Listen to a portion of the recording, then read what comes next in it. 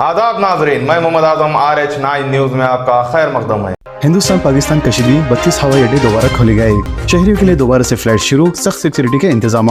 हिंदुस्तान और पाकिस्तान के दरमियान हालिया कशीदगी की वजह से बंद किए गए 32 हवाई अड्डों को एक बार फिर से शहरी उड़ानों के लिए खोल दिया गया है। लिहाजा एयरपोर्ट अथॉरिटी ऑफ इंडिया ने पीर को एक प्रेस रिलीज जारी करके इस बात की इत्तला दी। वजह है कि हिंद पाक के दरमियान फौजी टकराव की वजह से 9 मई से 15 मई तक के लिए मुल्क के शुमाली और मगरबी हिस्सों में वाक़ई 32 हवाई अड्डों, जिनमें श्रीनगर और अमृतसर जैसे हवाई अड्डे शामिल है, जिन्हें शहरी उड़ानों के लिए आर्जी तौर पर मुअत्तल कर दिया गया था। एयरपोर्ट अथॉरिटीज ऑफ इंडिया और दीगर अथॉरिटीज ने नोटम जारी करके इन हवाई अड्डों को आर्जी तौर पर बंद करने की इत्तला दी थी। लिहाजा अब हालात में बेहतरी इशारे मिलने के बाद इन हवाई अड्डों को मरहलेवार तरीके से खोलने का अमल शुरू कर दिया गया है। एयरपोर्ट अथॉरिटी ऑफ इंडिया के नोट्स के मुताबिक बंद किए गए सभी 32 हवाई अड्डों पर उड़ानें शुरू हो चुकी है।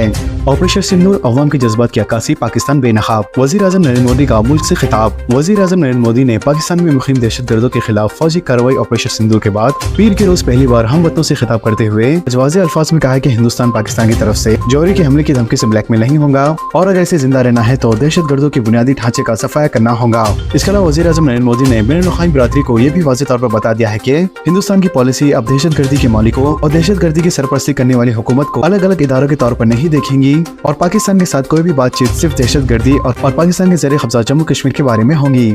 एक लम्हा भी खलल के बगैर बरखी की सरबराही, मुलाज़िमीन से डिप्टी चीफ मिनिस्टर भट्टी विक्रमार्का का खिताब। रियासत तेलंगाना के डिप्टी चीफ मिनिस्टर और वजीर बरखी मल्लू भट्टी विक्रमार्का ने कहा है कि बरखी की तलब में ख्वाह कितना ही इजाफा क्यों ना हो, हम एक लम्हे के लिए भी खलल पैदा किए बगैर सारिफिन के तमाम जिम्मेदारों को बरखी की सरबराही करने के लिए काबिल हो गए हैं और ये सब कुछ मुल्क में बरखी के मुलाज़िमीन की वजह से मुमकिन हो पाया है। लिहाजा डिप्टी चीफ मिनिस्टर ने पीर की शब प्रजा भवन में Telangana southern power distribution company limited के ऑपरेशन और मैनेजमेंट स्टाफ को मुखातिब करते हुए महकमे बरखी के मुलाज़िमीन को मुबारकबाद दी, जिन्होंने इन अफराद के मुंह पर तमाचा रसीद किया है जो ऐसी गलत इत्तलात फैला रहे थे कि तेलंगाना रियासत में कांग्रेस के बरसर इख्तियार आने के बाद बरखी का निजाम ठप होकर रह जाएगा।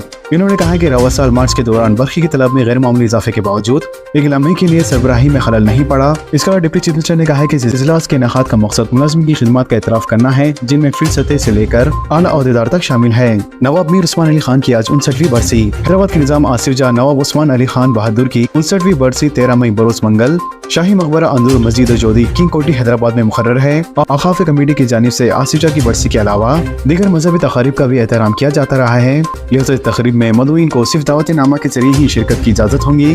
दीगर अकीदतमंद ज़ायरीन के लिए दोपहर 12 से 9 बजे शाही मकबरा खुला रहेगा। इसके अलावा शहर के 4 दीनी मदारिस में ज़ेर तालीम सैकड़ों तलबा के लिए औकाफ कमेटी निज़ाम की जानिब से ताउन का भी एहतमाम किया जाएगा।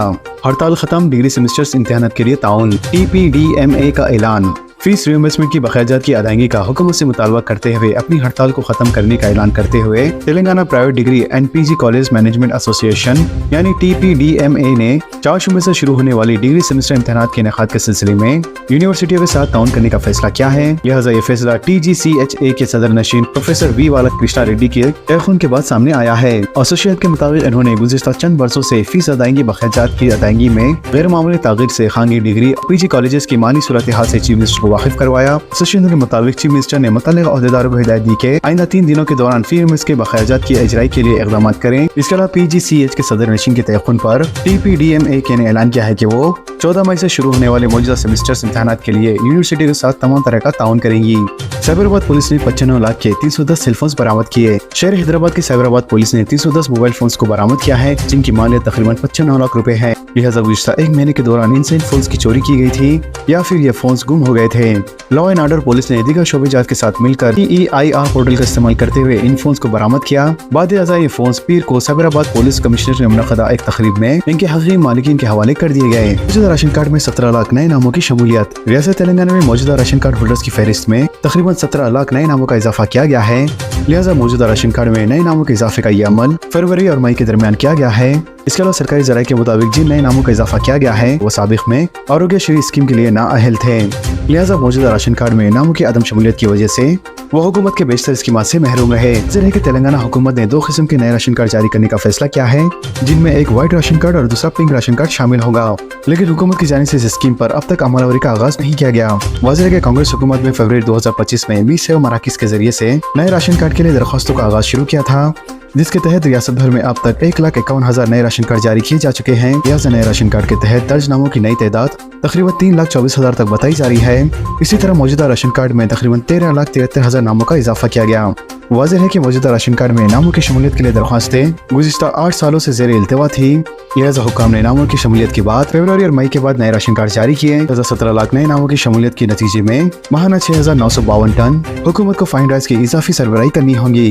बारिश की पेशी खैसी तेलंगाना में आइंदा 4 दिनों के दौरान औसतन बारिश की पेशी खैसी की गई है।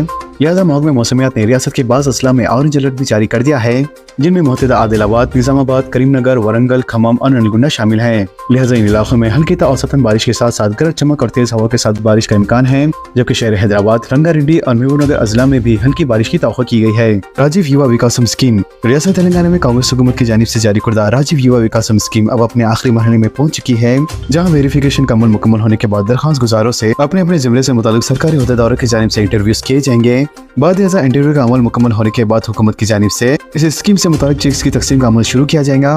वाज़ेह है कि पूरी रियासत तेलंगाना में तकरीबन 16 लाख से जायद राजीव युवा विकासम स्कीम की दरख्वास्तें मौसूल की गई है और इन दरख्वास्तों का वेरिफिकेशन का अमल भी मुकम्मल कर लिया गया है। ताहम अब सिर्फ दरख्वास्त गुजारों का इंटरव्यू होना अभी बाकी है, जिसके बाद हुकूमत की जानिब से 2 जून से लेकर 9 जून के दरमियान राजीव युवा विकासम स्कीम के सैंक्शन लेटर्स के साथ साथ लोन के चेक्स भी तकसीम किए जाएंगे। वाज़ेह है कि इस स्कीम से फायदा हासिल करने के लिए दरख्वास्त गुजारों का बैंक का सिविल स्कोर भी बेहतर होना चाहिए। इसके अलावा खराब सिविल स्कोर की बुनियाद पर दरख्वास्त दहिंदगान की दरख्वास्त को हुकूमत की जानिब से मुस्तरद भी किया जा सकता है। तो दोस्तों, इन खबरों से मुताबिक आप सबकी क्या राय है नीचे कमेंट बॉक्स में जरूर जाहिर करें और इसी तरह के लेटेस्ट एंड फास्ट अपडेट्स के लिए हमारे चैनल के साथ जुड़े रहें। हमारे इस वीडियो को आपस में ज्यादा से ज्यादा शेयर करें। तो नाजरीन, इजाजत दीजिए और बने रहिए हम सब की आवाज RH9 न्यूज के साथ। चैनल को लाइक कीजिए, जितना हो सका ज्यादा से ज्यादा शेयर कीजिए और सब्सक्राइब करना ना भूलें। खुदा हाफिज।